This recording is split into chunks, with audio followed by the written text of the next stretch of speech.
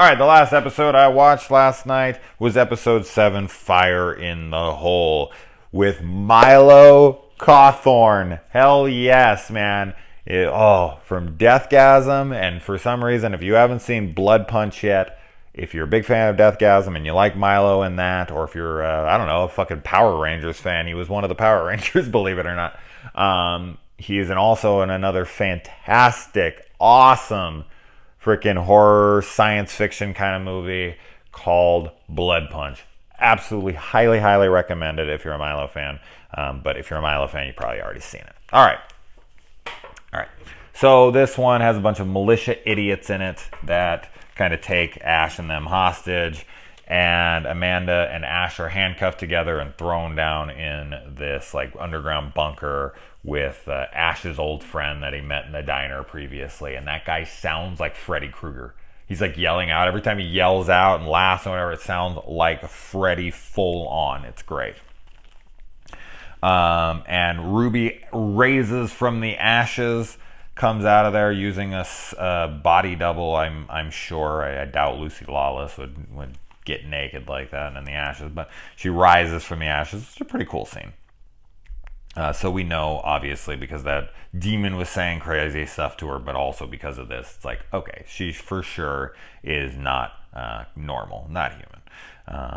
And sad to see Milo go so quick. I love the guy, so to see he has a good death. He has his head smashed into like a trailer hitch multiple times.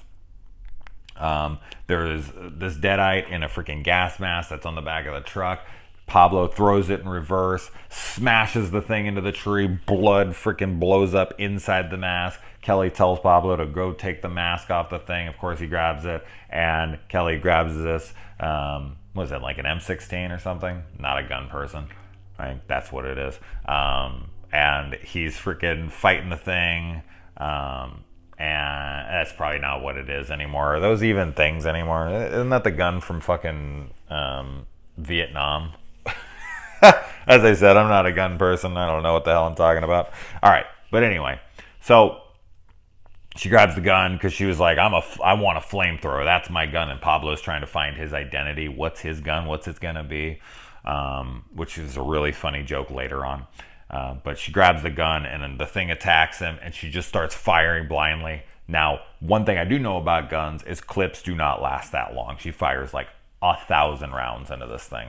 But in traditional Evil Dead fashion, there is more blood than 5 bodies could hold, spraying all over her and Pablo. It's hilarious. It's awesome.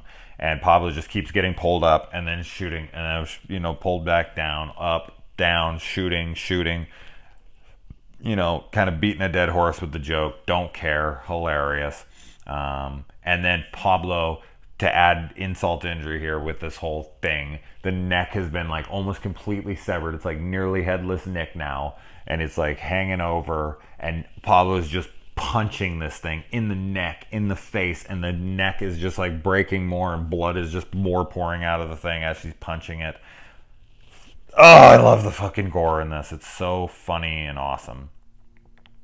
And yeah, then they defeat this Freddy character, and Amanda and Ash seem to have a bond. They're gonna kiss right there in that moment. So he won her over very fast.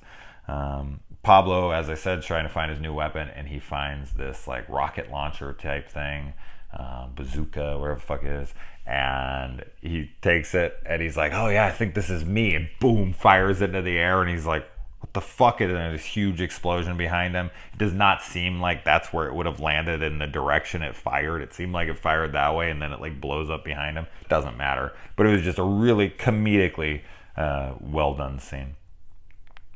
And yeah, the way Ash talks to Amanda, I just feel like any woman nowadays would just be like, you're fucking really talking to me like this? Like calling her like, sweet cakes, and just the way he talks to her is almost degrading.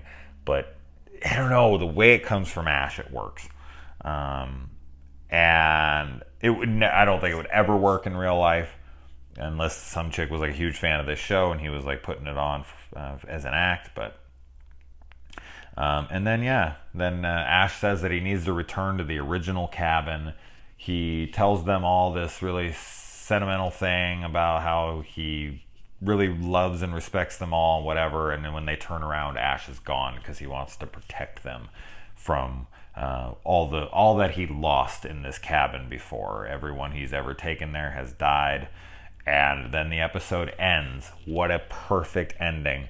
We see the original cabin from the first two movies and Ash's hand crawling back to the house. Credits. Perfect ending. Can't wait to watch episode 8 tonight.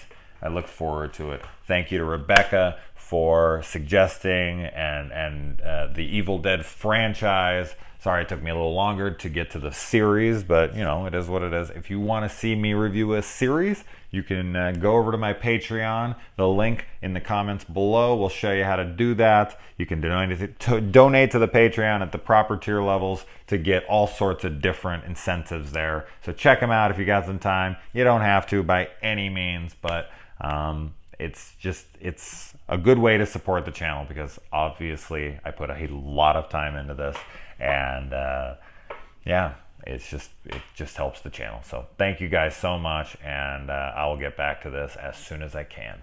Adios.